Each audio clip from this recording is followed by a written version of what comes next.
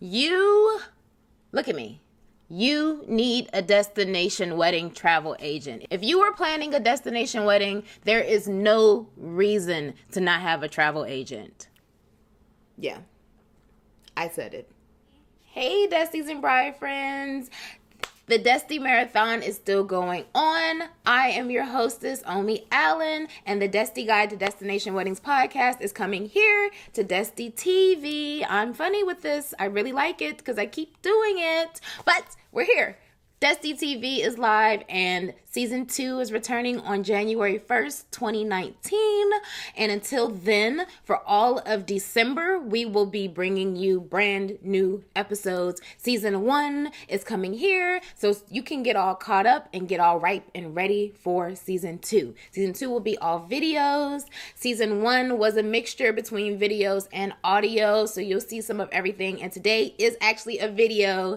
I have Sarah Kline, travel agent of the stars. I'm going to say of the stars because I just love her and she's amazing. And she was our travel agent. She arranged all of our travel for our guests, for ourselves, of course. And then at the same time, our honeymoon that we had. So we talk about everything. We talk about how to travel, what things you should be thinking about, why you should have a travel agent. And then she just really drops some really good gems because she's been in the business for so long and she just tells us what we need to know. She's got some gems. She's got some gems in there for you. So it's actually one of the most listened to episodes. So I'm really excited to really give you guys the video version of it. Sarah has agreed to return, so she will be with us next year. You'll see her and she's got even more tips for you guys. So I'm excited. I had her, we used her, and I fully intend to use her again because she was amazing. So make sure that you hit that subscribe button. If you have any questions, make sure you leave them in the comments below. In the comments. Leave them in the comments below. And also, let me know where you're getting married. Where are you getting married? When are you getting married? Hashtag I'm a Desti below. And tell me, because when I know where you're getting married, then I'll reach out and find the professionals and the couples so they could talk about their experiences and share them so you could plan that Desti wedding of yours. So Sarah gives so much information. There are so many links that are waiting for you in DESTILAND. So that link to DESTILAND is below. So take your pen and write and take notes. And yeah, let me know if you have any questions. So enjoy this. I will see you guys tomorrow because it's a Desti Marathon and I can't wait. This is exciting. You're planning a destination wedding and you're here. You found me and my Desti Pros, and we are here to help you plan your destination wedding. So every single day for the rest of December, I will be bringing you a brand new episode from season 1, and beginning season 2, you'll see me Monday through Friday, giving you tips, tricks, and advice on how to plan your destination wedding. And then every single Friday, it's a brand new interview. Will it be a Desti? Will it be a Desti Pro? You gotta subscribe to find out. So yes, enjoy it. Have a great day, and I will see you guys tomorrow. Get a travel agent.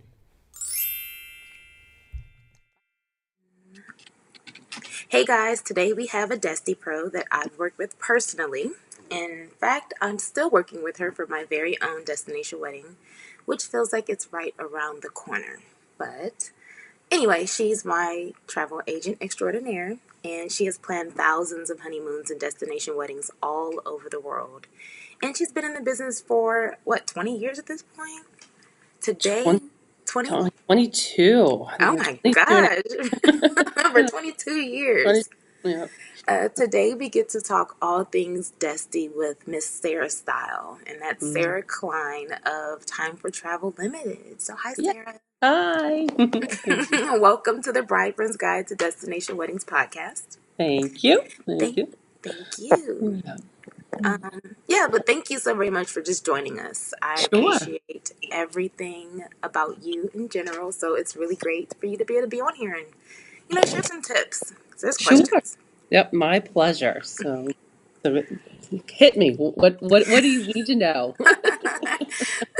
So, Yeah, so you've agreed to come on the show today and tell us what we need to know. But first, I do want to know, do you look at your ratings online? Are you aware of how wonderful you really are? I don't pay too much attention because it's ratings are one of those things. If they're too good, you start to wonder something's wrong. Yeah. Um, and then, and I think if you have too many, it also is suspicious.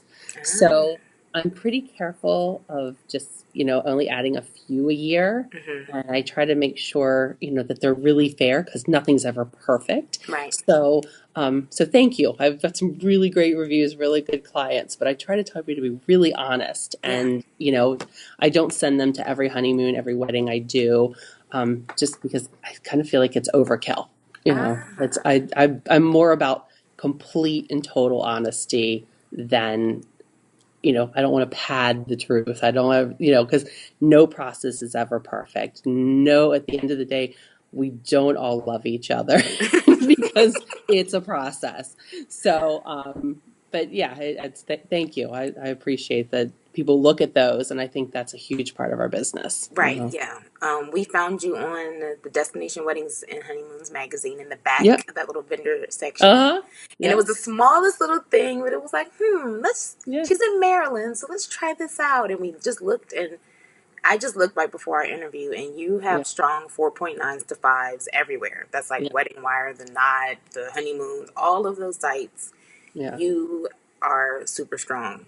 Well, thank you. It's so funny. I looked at that magazine for years and years and years, and I was like, why doesn't anybody advertise here? Which was You know, interesting, yeah. which is strange to me. So we did that little blurb, and it was great because it wasn't a screaming ad. It wasn't advertising anybody, anything. I just thought, what a neat way to get, not everybody has a retail travel agent on the corner, Right. and I love to deal with brides in different areas. That way, just different lifestyles, different themes. So it's fun. So, you guys being in Pittsburgh and we got some of the people in the Midwest, it's kind of broadened my horizons a little bit. It was a fun thing to do. So, Good. I'm glad it was successful because yeah. it's very small, but it's just like perfect. It was like Like, let me try that. okay. But I have to keep remembering I'm one person, and I do have Doris, who's my mom and also my business partner. She does all the financial Oh, side Doris of is it. your mom. Yep. Okay. And then I have an assistant who I have locked in the back room who's doing the paperwork and crunching the numbers and putting in people's flights and all the tedious, awful stuff that we hate to do. So it works well. So, it's some people want to grow their business and have a huge company. I kind of went there a few years ago and then I pulled back. It was too much, too stressful. I felt out of touch with my brides and out of touch with the guests, and things were getting automated. And that's not, the value is my passion for the industry. It's not, I don't want people to have to just go press buttons, and I don't want to just do a transaction. I want to get to know my couples. I want to get to know their guests. I want them to feel like if there's an issue or something they're not comfortable with or a special request, that I'm not just a computer. They can come to me and say, I need this special dietary request. I need the room to face a certain way. I need, just any little thing that you just can't tell a computer. So we've actually pulled back and just made the business more of a niche, just trying to customize destination weddings and Right. special honeymoons and things like that. So if you want to go to Disney, don't call me. That was my next question. I was wondering, do you strictly so that you at this point you specialize in the destination weddings and in honeymoons, right? I'm trying to. Okay. Because bigger isn't always better. Right. So I'm finding now that I'm referring a lot of stuff off. I have, other friends who are agents who specialize in different areas. I had a girl call me yesterday, want this crazy wine tour of like Italy and France, and it sounded amazing, and I was so interested, but I just had to tell her, I don't have time to ride this journey with you. I would love to, but I can't. I have got brides and deadlines for weddings. I can't put that much energy into one, specific project. I So love that you did that. I love that, you're not just about taking as many as possible. Do you have a cap on how many I'm people you trying to. do? That's a balance. That's a healthy, trying to a healthy balance. Because I knew a couple other agents that would have loved to do that, so I referred her off to some other agents, and it'll come back to me. Right. They'll think of me Absolutely. for something, and it'll work around. Because that's where I think I've kept my reviews up, is learning to say no. Is if I Mm, cannot handle it, I'm not going to get a good end result anyway. right. So let it go. So it's hard to do. Right. So, Yeah. yeah. So I think I Googled like just questions to try to figure out. I know I have my own questions, but one of the biggest things is how does being a travel agent work? Like, how do you make money? That is a huge misconception, and I think, and not to pinpoint any certain crowd, but the millennials have absolutely no idea why we exist, what Yeah, we do. not at all. Many of their grandparents and parents used a travel agent back in the day because that was the only way to go anywhere. There Right. was no computers. So um, I think a lot of people don't realize that most true professional travel agents don't charge anything for our services. So I am a truly free service. You are. There are, you're going to find exceptions to the rule. I mean, if somebody walks in here and wants a trip around the world, number one, I'm probably going to say no, but I would, you have to assess some sort of fee, for the planning process. Right. That's why I've tried to just, go into a niche where I don't feel I need to do that. Mm-hmm.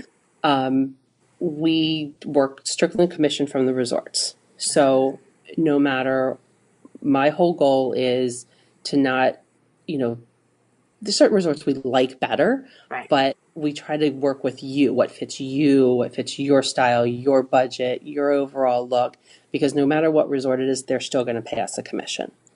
So a lot of people think, we're biased. Certain resorts pay us more, or certain ones give us better perks. And, Mm-hmm. there are a few exceptions to that rule, but for the most part, we want, the guests and the bride and groom to have a great experience. So it's more about finding the perfect resort. At the end of the day, we'll get paid by the hotel. So, for our couples to get the best perks, you want everybody to book together under one code, one group, one source. Right. So that's our challenge, to make sure everybody's together so you guys get the most perks, but that's also how we make money. So if everybody's booked together under us, after everything's said and done, the resort will send us a commission check based on how many people go. So, Mm-hmm. yep. So it doesn't, whether you went and did it yourself, whether you went online, whether you went to Expedia or whatever, or just directly to the hotel, it's not going to cost you any more to use an agent. Right. So, Um, so what would you say? Yeah, what are the pros and cons between going with a travel agent and trying to do it on your own? Because we yeah, millennials do like to think that we can do it ourselves. And when you're planning a wedding, I just like we personally needed a travel agent at the beginning. We just yeah, knew that we've stayed at the specific resort that we're getting married at, which is yeah, Secrets Maroma Beach. yeah, And we did it on our own. I think we booked through, who knows? I don't know. We just did a regular vacation. But for yeah. our wedding, we knew that we did not want to be responsible for everything. Mm-hmm. And we also wanted to just kind of try to make it easier for our guests. Right. But there are people who do it on their own as well. So Yeah. can you tell us Yeah. about your thoughts on Well, that? it's a issue we run into every day, all day. And I think number one is education. People don't know that we exist. Mm-hmm. So most people, it's the same people. I hate to pigeonhole anybody, but it's the same people who do their own taxes, who shop at Costco, who, but just I'll do they. it myself. I'll do it myself. I'll do everything in bulk. I can find anything wholesale. I'm going to strip it down. Knock yourself out. An educated traveler is our best customer. So go do all the research. 9 times out of 10, we can either match it or beat it. And at the end of the day, we can handle the documents and your payments and, schedule changes. I think, some of the crazy things people don't realize is on a given day, I'll get like 70 airline schedule changes. So my job is to go through, number one, make sure they're not horrible, because sometimes the airlines will change it to a different day and not even tell you.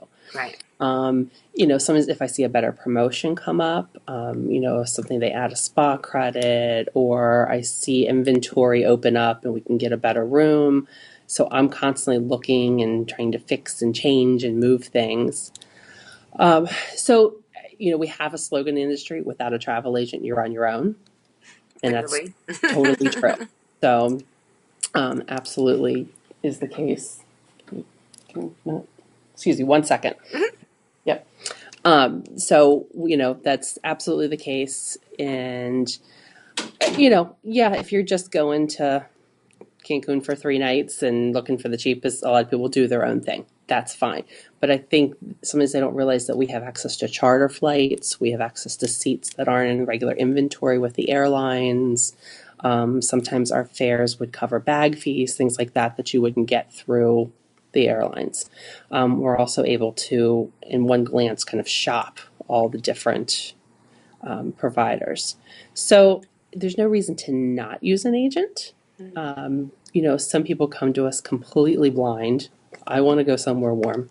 End of story. Give me some ideas, right? So we have to get super creative and throw out ideas and things. And then other people have researched it to death and they're just scared to press that button. They're scared they're making the wrong choice or, they're missing something.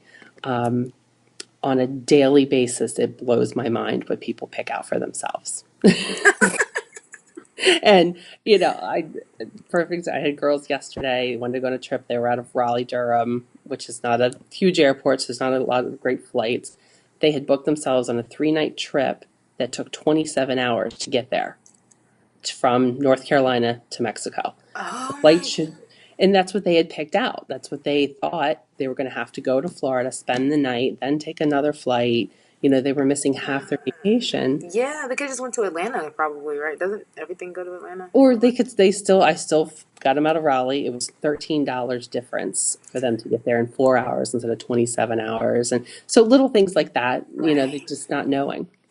So, I would suggest anybody who's planning a destination wedding or even a group or even something special to research even the travel agent, because there are a lot of different realms of the word travel. And I almost don't like that term anymore because it's almost a negative term to a lot of the millennials, because they picture somebody who's, 70 sitting behind their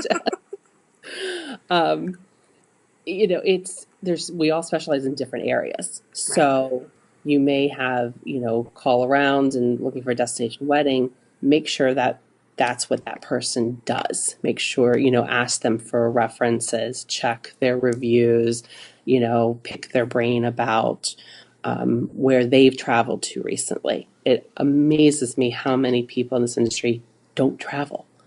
And if you haven't been there, it blows my mind. If you haven't seen the product, eaten the food, experienced the destination, you can't be a professional. Yeah. Also, choose somebody who does this as a full-time job. So I get on a daily basis, you have the most fun job in the world. It's so fun. It definitely seems it, but at the same time, you deal with so many different types of couples and weddings. That's a whole other thing. Probably, I've done some other things. It's probably one of the most stressful jobs ever. And I am behind a desk about 14 hours a day. Yeah. So, you're constantly strapped to your computer. You're on 24/7. If somebody misses their flight at 4 a.m., I get the phone call. You're never off. So it does have great perks. But if somebody says to me, well, I do it part-time, run. Okay. Because it's just a job you can't do part-time, because you're holding someone's most important day of their life, their most important trip of their life in your hands. And if you're not accessible, it's not a good thing. So what do you love about it? You're just never boring. Never. I was just telling you this morning, I walked into, I thought I was just having a sales meeting with one of our resort reps, and they brought in 10 sales managers from Mexico and the Caribbean into my office at 10:30 this morning. So instead of starting my day off with returning emails and a cup of coffee, I had a full Mexican fiesta in my office. Literally. But I learn something every day. Every single day I get thrown just a new curve in the industry, or these hotels and these airlines are just constant. I used to do a bit of corporate travel, and everybody I talked to was in a bad mood. No one wants to go on a business trip. Right. That's why I kind of shifted my focus. I started doing more honeymoon and romance travel, and then eventually got into weddings because everybody's happy about it. Or most people. Yeah. Most people are, with a few grumpy guests. But for the most part, everybody is going because they want to. They're excited for the adventure, the destination. Many of my guests have either never been, never done an all-inclusive, and never even dream of doing this kind of a trip. So sometimes we call it, guilt vacations. Because, I'm going to go because I love that person. But that's the people I get the best feedback from. They come back and go, I didn't know I could do all that. I didn't know. I'd never seen blue water. I never, snorkeled or something like that. It's just so much fun for us to hear. Yeah, that's what we're looking forward to. We have a pretty, I think, you just told us, I think we're at like 30 guests. But we have such a wide range. Like some people don't have a passport and have had to go from the very beginning. They've never been anywhere. Like some of our greatest friends have never hit a beach. And it's just like, this is going to be so amazing to be able to have a wedding and enjoy with the people that we love and that love us. And they're going to experience some, like we're excited about them experiencing these things. That's one of the most fun parts of my job is to know that this is the first time some of these people experience it. And people always ask me, do you go on the destination weddings? Are you there for the event? Yeah. In the 20-some years, I've been to a couple here and there, but honestly, I'm usually better used here because, you have a wedding staff, all the details are done, but 9 times out of 10, you'll have somebody who can't find their passport or somebody misses their flight or something, so I need to be at my desk where I can assist them, be here to, navigate any of those details just in case. But last year, my little brother got married. We had 99 guests in Riviera Maya, and I got to go through the whole process. And as stressful as it was fun to see the other end of it because now everybody knows what I do.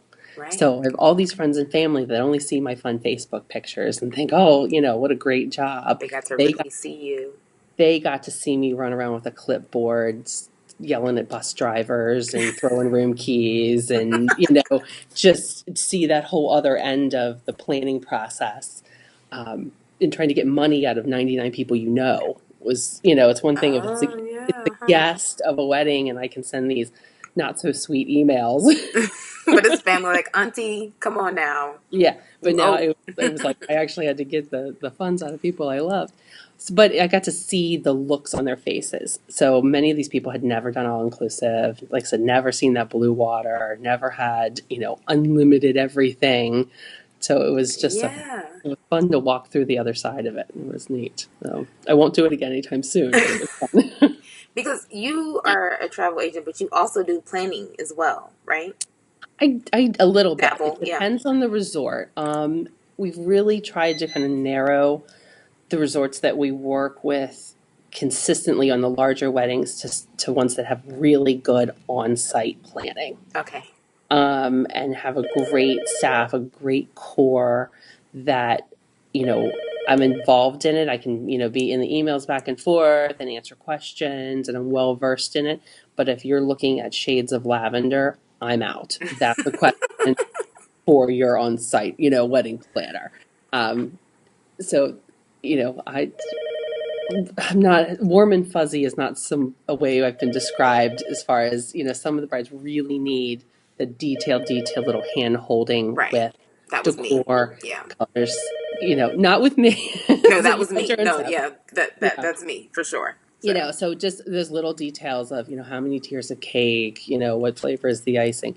I want everything to be perfect, on time, paid, document, so I handle the stuff that nobody else wants to, is your driver going to be there? Is your room going to be right? All those aspects. And then to pass the wedding details on to the warm and fuzzy girls is what we call them. There are occasions where somebody comes to me has a smaller, more intimate, boutique resort, something like that doesn't really have that full service planning, and I'll step in a bit more for that. Mm-hmm. But that also has to be a bride that's just barefoot in the sands, not, isn't looking Right. for, full setup and things like that. So a little bit of both. Okay.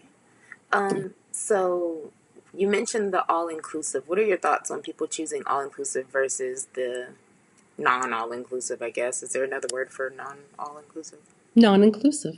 Non inclusive. That makes uh, sense. no. Um, to be bluntly honest, Please. if you're not going to go all inclusive, stay home. Okay. Because unless you're filthy rich, unless you don't care, money's not an object. Um, excuse me. Mainly because with doing a non-inclusive, you're going to run into what you have here. You're going to pay for every little votive candle, every chair, every, all the details. So your wedding budget is now going to become what you would find here because you're looking for outside vendors, entertainment, catering, all that. I typically, to me, I want my brides and grooms to come away with, wow, that was so much less expensive than staying home and doing it. Wow, that was a value. That was the way to go. Um, and, if you've set a budget and you can do a non inclusive, awesome. But I find that it just works better to have all those facilities there. It also takes some of the worry out of it because the resort has your on-site catering, they have your Right. floral, they have your staff. So you're not, as a bride worrying about all those pieces coming together. It's in-house. It's there. And I think it keeps your costs down dramatically because you're not paying for all those things to be brought in. Yeah, and I also just I think for us one of the big parts with all inclusive is we're already asking our guests to pay to stay in the room and to just to Mm-hmm. get their funds Yep. together to even come. Mm-hmm. Like once you get there, you're done for the most part. You know what I mean? Mm-hmm. That way Absolutely. they don't have to keep track of Yep. their funds and how much am I. Once you're supposed to be on vacation, so when you sit down to eat lunch, how much is this and what should we order? All of that kind of stuff we Yep. didn't want to deal with Yeah. at all. You So we have a couple terms in the office. We go, when you can mix together your beer and champagne or your cheeseburger and filet mignon guests. yes, You don't know, that cousin that might be coming, and then you've got your boss. So, you've got two different realms of age and, you know, what they can afford, what they're used to, all that, and you bring them all into this nice resort. So you want people to be able to dine together, hang out together. You don't want to have to decide, right. well, we're all going to Who's this nice going here? fancy Yeah, dinner. Well, I only brought $200 in spending money. I can't go dine with everybody or hang out. right. That way, regardless of your taste, regardless of your economic status, you all can eat, play, drink, have a ball. So I think it also broadens a lot of people's horizons who have not experienced that before. They're like, oh, I can afford this. I can do this. Yeah, I've done it. I've already done it. So I've done this is it there. Yeah. So I think puts everybody in an equal playing field, which I think mm, makes it a lot more casual, a lot more comfortable, and you're not bringing a lot of extra money with you to go do things. I think it also helps with your planning too, because that way, if they weren't crazy about what you served for the dinner, they get can up and go. go do something else. If they didn't get satisfied at the breakfast buffet, move on, do something. So you're not, I think it takes a little worry out of your planning. Did I, order the right kinds of alcohol? Did I bring in the right kinds of food? If the resort has it, it's there. It takes that pressure off of you. Yeah, that makes sense. Yeah. So I like that. I wrote a little note, but the putting people on an equal playing field. I like that. That's Yeah, it's in that way people have the choices. They can decide on, do you want the presidential suite or do you want the garden view room? But they're still eating at the same restaurants and drinking the same drinks and sitting on the same beach. So yeah. it just kind of takes that piece out of it. It's really nice. I even have the other extreme where I have some people come to me and say, I've got, travelers that are very high end, very well traveled. This is not typically where they would pick. And I go, Mm-hmm. oh, okay, give them to me, because every resort has a presidential suite. Every resort can have limo transfers. And, so you can turn that into an experience they might not have thought they could have at an all inclusive. Because sometimes that even has a little bit of to luxury travelers, oh, I don't do all inclusive. But, Yes, yeah. You see that, know, especially with TripAdvisor. You'll see people. yeah. TripAdvisor's hilarious, but yeah. People Yeah, do that all the time. So it's like and I love to blow away, some of my luxury travelers with, because the qualities of the all-inclusives now are not what they were, you know, in the 80s. This is not Club Med anymore. Things have come a long way. right. So, huge difference. Yeah. Give us some good all inclusives to think about. Kind of what's hot at the moment. Mm-hmm. A lot of up and coming brands. One of them that has gone nuts is it's called Blue Diamond or Royalton. Chic is some of their brand names. They're a Canadian-based all-inclusive, and they are just opening resorts like crazy. They're going to have Antigua, St. Lucia, they've got Jamaica, Dominican Republic. So they are really coming in strong to that market. I know Your Secrets Resort, they are owned by a parent company called AM Resorts, Right. and they're expanding faster than I've ever seen anything. Their Breathless product, which is kind of their fun, funky brand, is really going strong. They're opening a lot of Is those. that adult only? It is adult Okay. only, and it's kind of there's like a party zone, an adult zone, so Ooh. it's like secrets on steroids. So it's not for everybody, but they're finding that market. People want to go on vacation again and not have just luxury, but they want to really have fun. So like guest DJs, things like that. Um, Also, the Hard Rock brand. Yeah, I've been seeing that more. The Dominican Republic one, I've been seeing a lot of people getting married there, just Yeah, on yeah, social media. But that's a gorgeous property, huge property. But they're even expanding into more of the luxury market. They're opening one just south of where you guys live, called Unico. And they're getting away from that term adults only and going more to like lifestyle brand. So adults, but not necessarily couples. So if you've got like a bachelorette party or groups of guys or that's pretty cool because that is one thing I'd say when with Secrets, Love Our Resort, when we went, it was definitely very coupled up, and we just, mhm, that's one thing I guess to think about when people do have the yeah. adult only. It can be couples, can be kind of coupled up. So Yeah, so that's where a lot of those are really dabbling in. People love the adults only atmosphere, but they're not necessarily in love with the couples atmosphere right, all the time. So that way, it appeals more, to the gay market, to, just friends, adult kids traveling with parents, that whole, scheme of things is really becomes, the generational travel. So that, and then even just some new destinations like Barbados used to be huge. It fell off, and now like Sandals has opened a new Barbados resort. Grenada's been really big the last couple years. That's one of my favorite new destinations.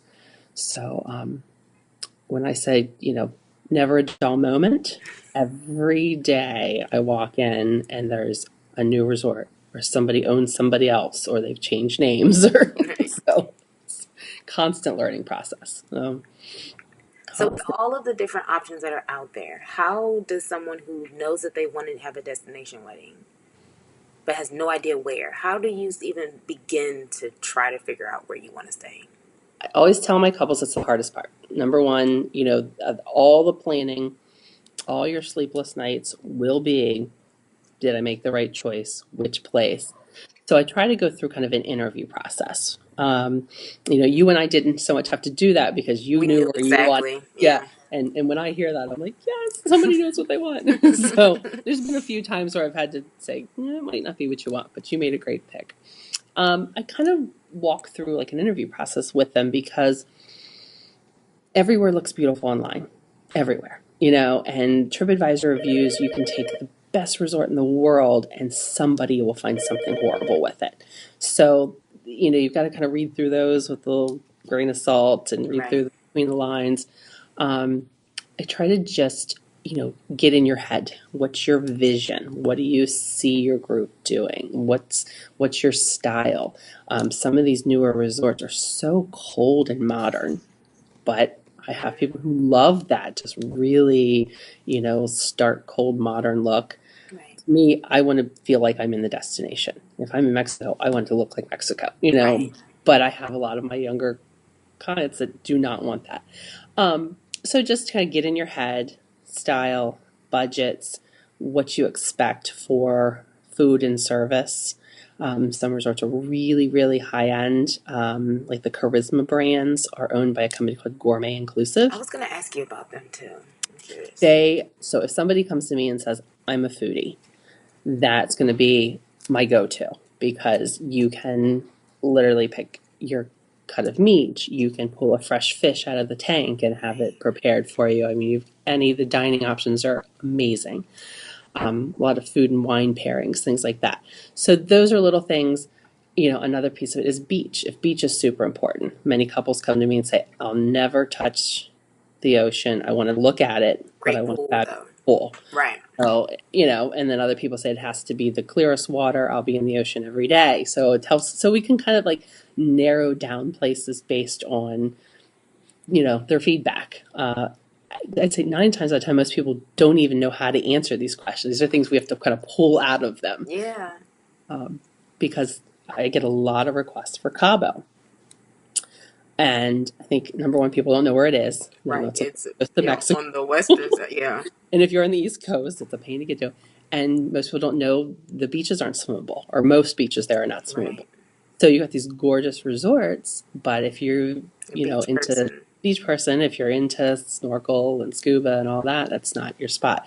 So just kind of whittling away at expectations also is, what's realistic. I have a lot of people come to me and I want the South Pacific, or I want some little tiny island that's only accessible by ferry. And I said, well, who's going? And they said, well, I'm going to bring a 1-year-old, a 90-year-old. And then thinking, okay, you're going to ask people to fly 7 hours, take a bus, a ferry, all that to come for 3 nights for your wedding. So, logistics, budget, all that are, a big part of planning it.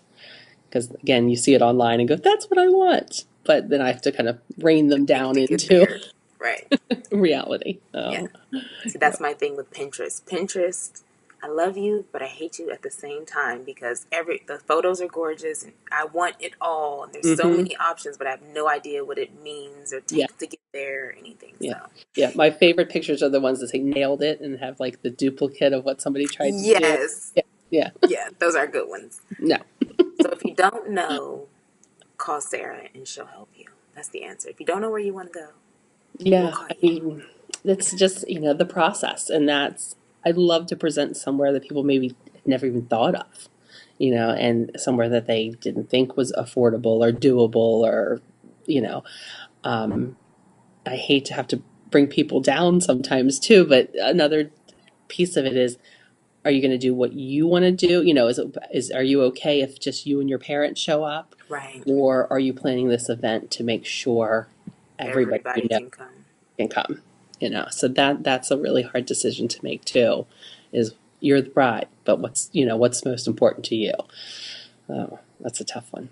Yeah, I have a question, and Che and I go back and forth. My fiance, you know who he is. Mm-hmm.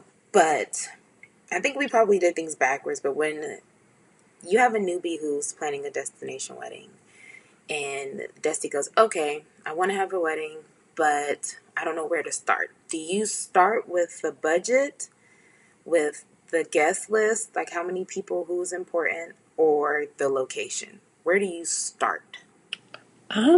I typically, no one wants to be asked the budget question up front. So I tiptoe around that for quite a while. Okay. Because that's always one, no, don't ask the budget, but eventually you have to. I usually start with, what's your vision? And I just let my brides talk. Or if they aren't, I pull it out of them. Okay. Tell me, when you close your eyes, where do you see yourself getting married? When you look around the resort, what does it look like? So just all those, just, give me a visual of what's in your head when you think about your destination wedding. From there, then we go with, guest list, how age ranges, somebody tells me if they've got a ton of kids, I'm going to look at a different resort. If it's adults only, I'm going to go a different route. Where everybody's flying from. Just like expectations, food, drinks, those kind of things. So just kind of a narrow down process. Then what I'll do from there typically is kind of gather my suggestions and then just send them some links to resorts and say, tell me what you loved, what you hated. And sometimes it takes one email, sometimes it takes 50, but eventually they'll usually come back to me with, that's it. I see it. That's what I had in my head, or that's what I like. Even sometimes I've had people walk in with a picture of a gazebo and lay it on my desk and say, Where's this? I don't know where this is. I don't know what it costs, but I want it to look like this. And I'm like, okay, we can do that. So there's all different ways to go about it. But, budgets, things like that, that usually comes later because at the end of the day, and you've realized this, you never know what your head count is going to be. Right. Until you're right there. That's the hardest part to estimate. So we just try to get a ballpark just to make sure the resort's big enough or small enough, to handle what you have in mind. But that's a tough one. Yeah. I like that. Okay. That makes sense. But I'd say everyone I do is different. Everyone comes to me at a different stage. So, and I'm a very indecisive person myself. So people call say, which one would you pick? I'm out. No. That's on you. Yeah. Right. I'm really, really, really spoiled. So no, I'm not picking it. That's a tough one. Before before a Desti calls you or walks into your office, what do you wish that the couple knew ahead of time? Oh, that's a good question. Like I said, it's so different. Some people walk in and they've already kind of picked out a place and they've really just thrown their hands up. They're like, I know what I want, but I know this is too much for me to handle. So I love those because I'm like, I got this. I love to just come in and say, I will deal with all your guests and deal with all the payments and, we're going to roll along. I would say to really kind of have done a little research, to have put some thought into ultimately what it probably is going to cost, and to know that one of my biggest struggles along the way is getting the divide between the bride and groom communicating with them and then with the guests. So, I'm always happy to do reminders and send invoices and things like that. But I'm finding it harder and harder to get people to kind of pay attention to deadlines. I know about that. Well, because the guests have to so to maybe the one thing I probably would really want my brides and grooms to know that it's going to be a group effort. And there are going to be times where you're going to have to say to your guests, if I don't have an answer today, I'm canceling you, or, just to help me in that in between. Because it is kind of a sensitive subject. You're dealing with people's money and you're dealing with, work schedules and all those kind of things. So, to know that there's going to be a group effort along the way. So, yes.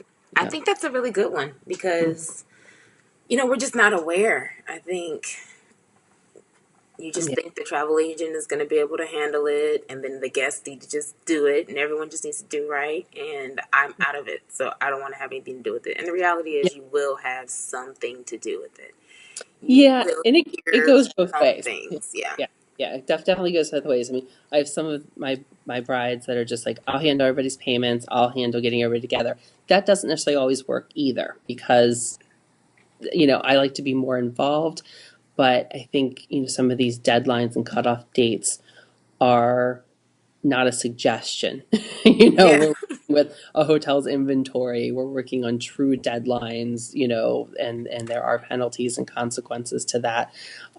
So I think, having them help with that is huge because just with the demand of some of these destination weddings, the amount that the resorts are doing, they need that space back. They need to know what's going on. And I'm finding, we were just discussing it yesterday, there needs to be another form of communication. People are not paying attention to their emails anymore. Right. I think they're getting so many of them years ago we used to actually mail invoices. I haven't done that in 10 years because nobody opened their mail. Right. So now the So, emails are tying email. into that. Yeah. But I'm finding that no one's paying attention. I think they're getting so many, it's so overwhelming. So I've turned to texting. That's what I was going to ask about. And we were just trying to think of there's got to be some sort of an app or some sort of other way to communicate with my millennials. Well, the one thing I will say is Yeah. that because we use the Appy Couple thing, Mm-hmm. Yep. and I'll add a link to that for everybody. But with Appy Couple, there is a messaging function internal, Uh-huh. so maybe, and I'll play with it and look, and I'm curious to know because for us, if someone messages us, it pops Mm-hmm. up as a notification, an app Yeah. notification, just like a text, but it's Mm-hmm. obvious that Mm-hmm. it's a part of the wedding since it's coming from Appy Couple. Right. Now, my only thing has been getting people to actually download the app. Right. Give you Right. the code, you go on the website, you do Right. it, but then everyone's not necessarily downloading the app. Right. Most of them have, but I think that might be kind of an answer to it. If Mm-hmm. people are really, and I really think it's just about people who are really interested in Yeah. travel. It is. It's That's what just it's about. nobody But I wants to think the find a text piece reminder. will be, yeah, the text will be a thing, but the emails are difficult. I'm realizing Yeah. that as well. Yeah. I just got to the end of final payment for a wedding group last week, and I just had 3 people, just no response to voicemail, no response to emails. So I said, okay, I texted them. 30 seconds, all 3 of them answered back. I was like, really?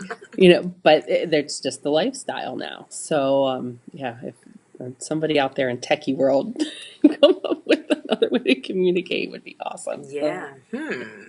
yeah, I I see know. a So Bride Friends app going on, some sort of Desti messaging app hmm happening. Who yes, knows?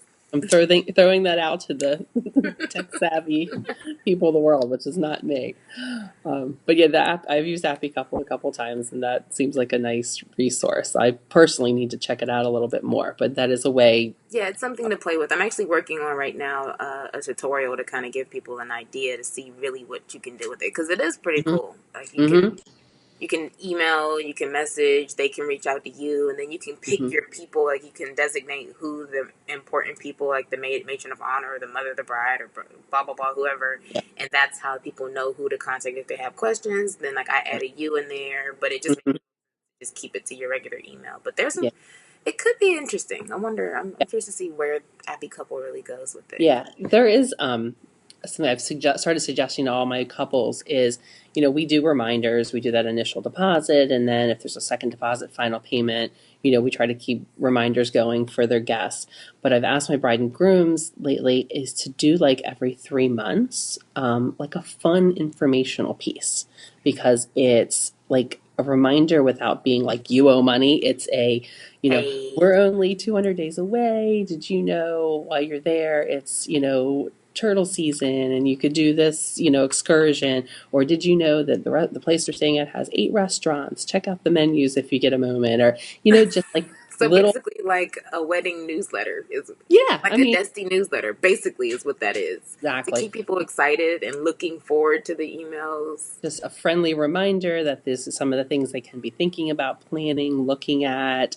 And then somewhere slide in there, you can be making payments. And did you do your air yet? Or, just those kind of things too is, just to throw that in there, just to stay present of mind, because I hear quite often is, I didn't get my airfare. Well, you've known about the wedding for a year and a half, Yeah, or there's people who don't make payments and things like that. So I think it just kind of keeps things present, keeps people thinking about it. And I'll notice when my couples send those out, like later that night or that next day, I'll start getting, people oh, I reaching need to out. make a payment, or I want to do, or just they'll have a question or a change or something that they would have probably left to the very, very end. So I think communication with your guests is huge. That's a really biggie. Yeah, I will say it's great to hear that because I think one thing like when you're getting married, you take everything so very personal because this wedding means so much to you and Right. it's your world. And how Right. can people just be so absent-minded to not make their payments and to not get their Right. flight? Like, why aren't you opening your emails and Right. take it so personal? Like, you don't love me. You're not really excited about it. Like, I these feel are the same way. I'm like, wait a minute, why aren't you paying attention to this? I've prepared all this beautiful documents and things for you to read, and then you call me and say, "Where's this?" I'm like, I just typed all yeah. that. Or Why I did? make this beautiful wedding website and Yeah, yeah, with all types of information, and then you get these questions. So it's really good to know. I think yeah, it's great for us to be here listening to just go, it's not just us, and it is mhm, everyone. Like, yeah, this and happens. It's not a absolutely personal attack on your wedding. So right, right. Yeah, yeah. that's good So to know. and it just remind all of my brides, all of my grooms, in every wedding party there is one, sometimes two, but there's always one. Ooh, I want you to, I need you to expand a little bit more on that. Always want what? Come on. Just one that will, whether it's jealous or not on board or has to buck the system, you There's know, always one. there's always one. And just know. Most people know going in who that's going to be, but Right. yeah, they all pop up. Yeah. Yeah, I've Yeah. seen a lot of different. I mean, that's the beauty. I've been able to interview other Desties and just brides and meeting people, so I'm able to kind of just go, oh, like it's really good to be able to relate. That's why I thought this podcast would Hmm. be great, just to, Yeah. get it out there and you can hear Mhm. it. You're not reading it. These are real people who are sharing this information. So, Yep. Yep. yeah. But yep, anybody needs me, just reach out and, I can answer any questions or, you know, give them the right direction of how to do it, where to go, the process. And, even if you have other brides that are just on the fence, just in the planning process, I have kind of a list of questions that a lot of times I'll just kind of shoot out if Shoot out. somebody, reaches out to me and says, I think this might be the way I want to go, but I don't know where to start. I can kind of give you that where to start questionnaire. And Can you share then, that with me and I can put that on mhm, the? Would you be sure. happy to do that? We'll put that in the Yep. show notes. That way Yeah. I think that would be really helpful. And I Yeah. do want to rewind really quickly for people who have no idea what we're talking about when it's room blocks. So, Hmm. because you mentioned the payment. So, with the room block, basically, once you pick your hotel, you are able to reserve a certain number of rooms. So, you just kind of decide on how many people you think, or once you figure out your guests, like, say for us, we did, I don't know, 25 rooms. Hmm. And then the hotel requires a deposit, whatever the amount of money Yeah. is, right? It depends. Okay. Now, there are two different ways to do it, or two traditional different ways to do it. So this would be based on time of year, the resort that you choose, and your wedding party.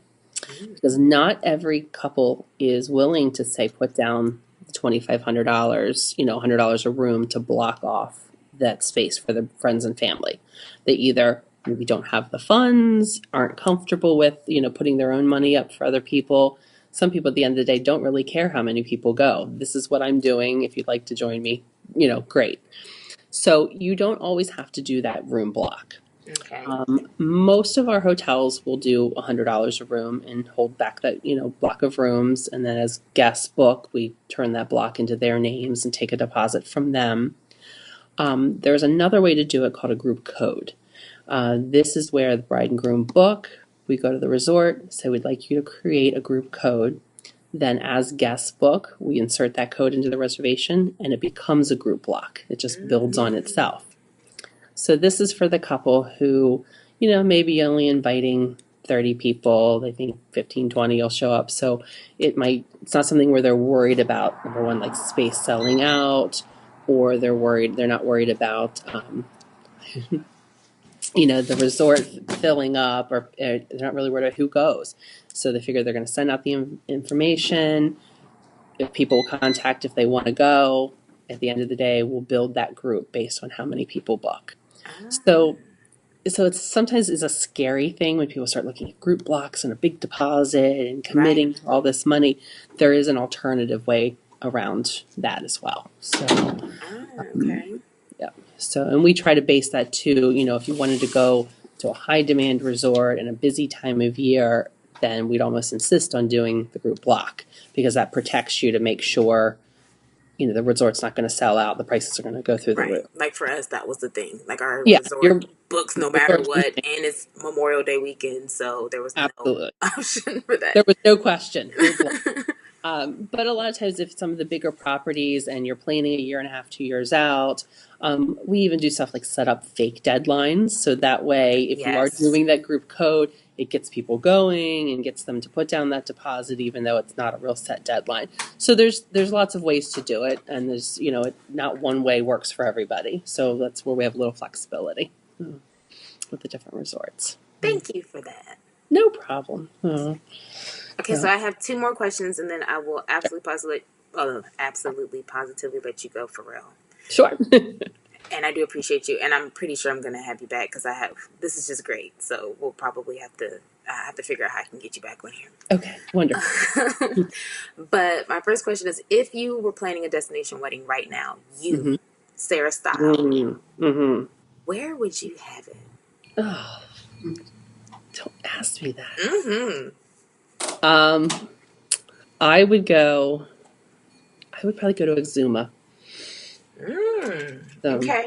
if I had to decide today, Yep. for a couple reasons. Okay. There's no children there. Like none. I What do you I mean? have three teenagers, so it's the resort that I'd go to is adults only. Okay. Okay. No. I like a good adults only event. Just to me, at this stage in my life with what I do, I want away from everything and everyone. So I've been to the island of Exuma before, and there literally is one store, one gas station. And where is Exuma? It's the out islands of the Bahamas. Okay. So it's still easy to get to. Most beautiful water I've ever seen. I love to fish, so fishing there is amazing. If you've seen some of the stories about swimming with the pigs, it was on like The Bachelor. Yes. Is that That's where where that? Okay. Yeah. So, that would be today would be my spot. And what's the resort? Sandals Emerald Bay is the property there. So, love that hotel.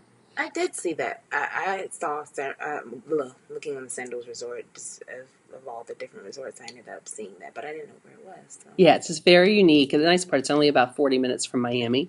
So it's quick and easy to get to, even though it seems like you're in another world because there's nothing there. And that's the beauty of it. So we do quite a few weddings there a year because that's one of my favorite spots. When someone comes to me and says, I've been everywhere. I'm like, no, You haven't been everywhere. here. And it still works well because it's not hard to get to. So people can come from all over the country. As long as you can get to Miami or Fort Lauderdale or even Atlanta now, there's some flights. It's easy to get to. So, and just such a unique destination. Just, spa, golf, water sports, and that's it. No distraction. Ooh, Yeah. Thank you. Yeah. And then your final question is, what advice would you give to a Desti that is thinking about that is going to actually have their destination wedding? They are having your destination wedding. Actually, me. What advice do you give to me, since my wedding is around the corner, and those like me, that does not include enjoy your day because it's going to go by so very quickly? You can't say that. Yeah. Okay. And not it's about you and don't worry about anybody else. You can't say that. No, because you will. You'll stress about it. Yeah, it's going to happen. So. I would say a couple of things. I would pick a few people in your close circle and designate them to be your, I forgot to do this, or go find this person for me, or just, those things you're going to want to take on yourself. Just designate a few really close people and say, at some point during this process, I may need you to, run and find the wedding coordinator, make a phone call, look for just those little things. So just, you don't feel like you're alone in the process. Because that is one thing, with a wedding here, I usually have a wedding planner or a coordinator or something like that. And there you will too, but it's not someone you've gotten to know because you're just really meeting them that weekend. Right. So try to have that buffer person. That bride friend. The bride friend to talk you down. So if something isn't perfect or you're missing, you have that go-to person who's there, for you for, those little things. But yeah, that, and slow down, take a deep breath, and You can ignore your guests. It's okay. Don't feel like you have to entertain. You're there. It's not just the one wedding day like here. You're going to be with them for 3 and 4 days. So don't feel like you have to entertain them 24/7. If you want to go to bed, go to bed. They'll have fun without you. You're not going to miss anything. If they're laying by the pool for hours and hours and you feel like you'd be better if you had a nap or went to the spa or just got away, get away from them. It'll be okay. They'll forgive you. Walk away. But yeah, just chill. Don't let them stress you out, which is better said than done. Thank you. You're welcome. Thank you so very much. So, well, I'm going to send you a where to start list so that way you can share that with the other brides. That would be great. And if you think of anything else, let me know. Thanks, Sarah. Anytime. It was great to talk to you. Okay. Have a good one. You too. Bye-bye.